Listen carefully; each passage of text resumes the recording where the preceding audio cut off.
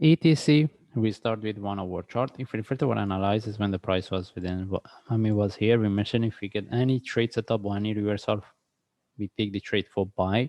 Okay, and now we get this move. Now we want to see whether we can look for this one as a flag, or even we get the correction here for buy.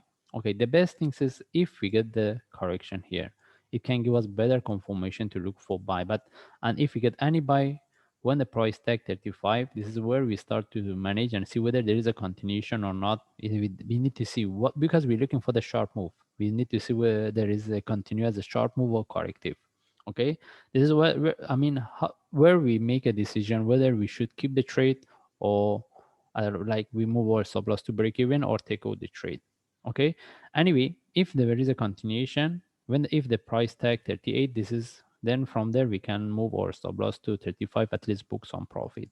Anyway, any trade from here we consider as a short term. Now the question is whether we should look at this one as a flag and this is the one is going, or we can expect this one to give us a correction. If we get a bigger correction, maybe a few more hours, it can give us better confirmation to look for trade. And how about if the price continue from here? The only way is to have entry above this.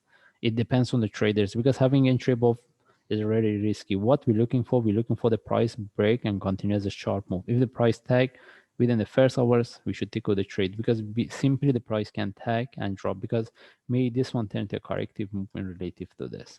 Okay, we need to be aware of that. Anyway, we want to see whether we can get any trade set up as a short-term trade, because if we get any trade in terms of the risk and reward, can give us a good trade, because in case this is the one is going to break this top.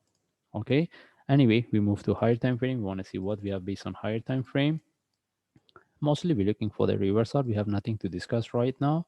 And even if we move to forward chart, the only thing is we want to see if we get any trade, may this one turn to a correction similar to what we have here for one more drop. Okay, we are not looking for the down move. The only thing is if we get any buy, we need to be aware of this.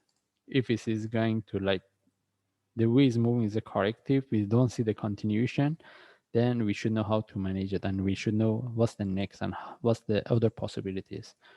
Anyway, we just follow the chart. If I see any update, I will share, and right now we're looking at this.